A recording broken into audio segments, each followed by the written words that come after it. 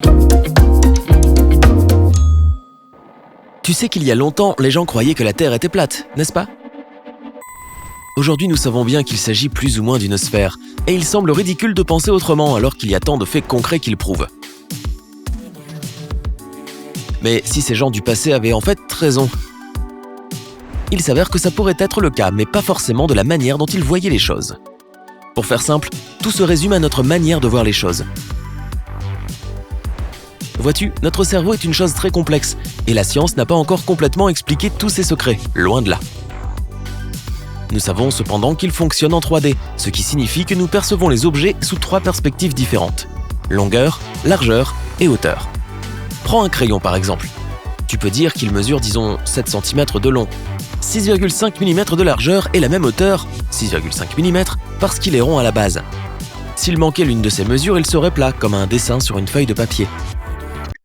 Tout cela semble évident, et tu dois te demander pourquoi je le dis. Eh bien, le fait est que puisque notre cerveau ne peut penser aux choses que de manière tridimensionnelle, il ne peut pas retenir l'idée qu'un espace bidimensionnel soit possible. Mais un physicien de l'Université de Californie à Davis, James Cargill, a partagé une théorie selon laquelle les univers 2D peuvent exister et même héberger la vie. Qui plus est, notre propre univers pourrait en fait être un hologramme en 2D, simplement formé pour créer l'illusion d'un espace en 3D pour réconforter notre cerveau. Mais attends un peu, je suis en train de m'emballer. Tout d'abord, explorons ce que le Dr Cargill entend par univers 2D. Au départ, il voulait tester le concept philosophique selon lequel un monde ne peut exister que s'il y a des êtres vivants pour l'observer. Pour faire simple, s'il n'y a pas de vie dans un univers, il n'est tout simplement pas réel. Donc en gros, il a considéré les univers 2D comme quelque chose qui de toute façon ne pouvait pas exister. Le Dr Cargill a fait des calculs complexes et a été surpris d'apprendre que théoriquement, la vie pourrait parfaitement trouver son chemin dans de tels univers. Attends, ça veut dire que les personnages que j'ai dessinés à l'école pourraient venir d'un autre monde ? Ah, je me sens déjà perdu. Ok, les principaux arguments contre la possibilité de vie dans un univers 2D sont premièrement qu'il n'y a pas de force gravitationnelle possible dans 2 dimensions, et deuxièmement que la restriction à un seul plan est prétendument trop simple pour que la vie existe. Bon, on va voir tout cela calmement, d'accord ? Albert Einstein, dans sa théorie de la relativité, a établi que les objets en mouvement avec des masses créent une courbe dans l'espace-temps, attirant d'autres objets proches vers eux. C'est ainsi que fonctionne la gravité. Toute chose en a, et plus la masse est grande, plus la gravité est forte. C'est pourquoi notre planète gravite autour du Soleil et non l'inverse. Le Soleil a simplement une attraction gravitationnelle plus forte. D'accord, donc la gravité est expliquée. Mais qui a dit qu'elle ne pouvait exister qu'en 3 dimensions ? En fait, personne ne l'a fait, et les calculs de M. Cargill le montrent bien.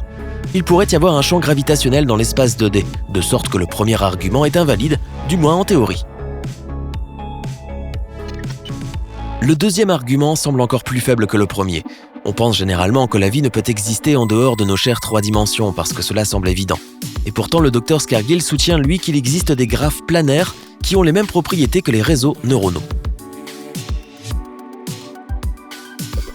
En mathématiques, de tels graphiques peuvent être dessinés sur un seul plan de sorte qu'aucune ligne ne se croise et qu'elles ne se rencontrent qu'à leurs extrémités, de sorte qu'ils n'ont pas besoin d'une 3e dimension. Et s'ils partagent des propriétés, ils pourraient être fondamentalement similaires. Tout cela pourrait bien être la preuve que les univers 2D existent. Ou du moins, qu'ils peuvent héberger la vie, et cela signifie donc qu'ils pourraient potentiellement exister. J'espère que je ne te fais pas trop mal au cerveau parce que pour moi c'est un peu dur là. Et on n'en est même pas encore à la meilleure partie. Vois-tu, beaucoup de mathématiciens pensent que notre propre univers est bidimensionnel. Je ne voulais pas te le dire comme ça, mais on est tous à plat ici. C'est juste que notre cerveau pense que tout ce qui nous entoure a 3 dimensions. Du moins, c'est la théorie. C'est ce qu'on appelle un principe holographique, et son idée principale est que l'univers est essentiellement en 2D. Et qu'il nous apparaît en 3D parce que son image est superposée à un horizon cosmique. Les hologrammes fonctionnent de la même manière, d'où leur nom. Et il y a une base scientifique solide pour tout cela, bien sûr, ne t'inquiète pas. L'univers est immense, non ? Il est tellement grand, en fait, qu'un esprit humain ne peut même pas imaginer sa taille. mais il doit avoir une certaine forme. Alors les scientifiques ont envisagé 3 grandes possibilités. La première est une courbe positive, où tous les bords de l'univers se tordent dans la même direction. Si c'est vrai, alors notre univers est fini, c'est-à-dire qu'il a une fin. Fondamentalement, il devient une boule géante de vide avec des galaxies à l'intérieur. Et en plus de cela, si tu jettes quelque chose dans l'espace, il finira par te revenir de l'autre côté, tout comme il le fait sur Terre. Les astronomes ont depuis longtemps prouvé cependant que l'univers est en constante croissance et ses bords s'éloignent de nous plus vite que la lumière. Ça veut dire qu'il ne peut pas être en forme de sphère. Alors nous y voilà. La deuxième possibilité est que l'univers est incurvé négativement, et dans ce cas, il prend la forme d'une selle. De cette façon, il peut s'étendre à l'infini, mais comme l'explique Alan Duffy de la Swinburne University of Technology en Australie, cela aurait des effets assez étranges. Par exemple, si tu lançais 2 faisceaux laser parallèles dans l'espace, ils commenceraient bientôt à s'éloigner l'un de l'autre, sans se soucier de ce que tu as appris à l'école. Comme cela n'arrive pas, cela nous laisse avec la 3e possibilité. Et on y est donc, l'absence de courbe. Si l'univers est plat, alors il peut croître à l'infini, et il ne déformera pas l'espace-temps autour de nous. Et c'est ce qui nous arrive vraiment ici, maintenant. Et cela nous ramène à la théorie selon laquelle l'univers a besoin que de 2 dimensions.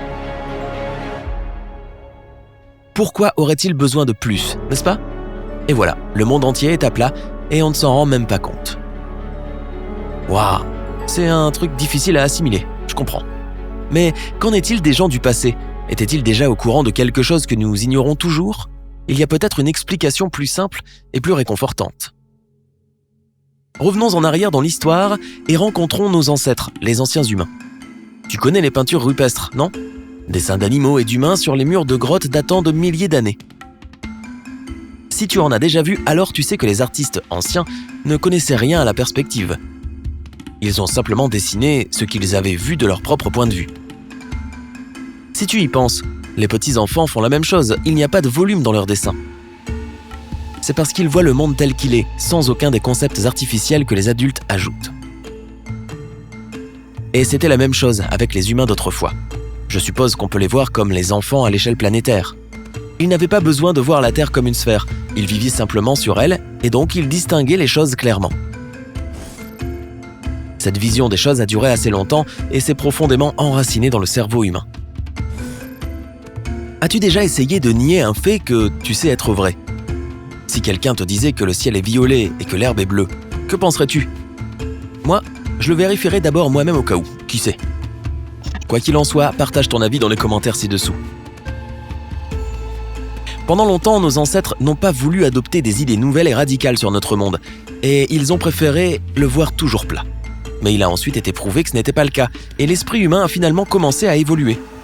Mais ne crois pas que je suis fou, car je comprends parfaitement que les gens aient toujours vu des objets autour d'eux en 3D. C'est juste un sujet sur lequel ils ne s'arrêtaient pas vraiment.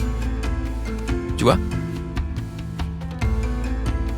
Et enfin, je dois te dire que notre cerveau peut facilement nous embrouiller.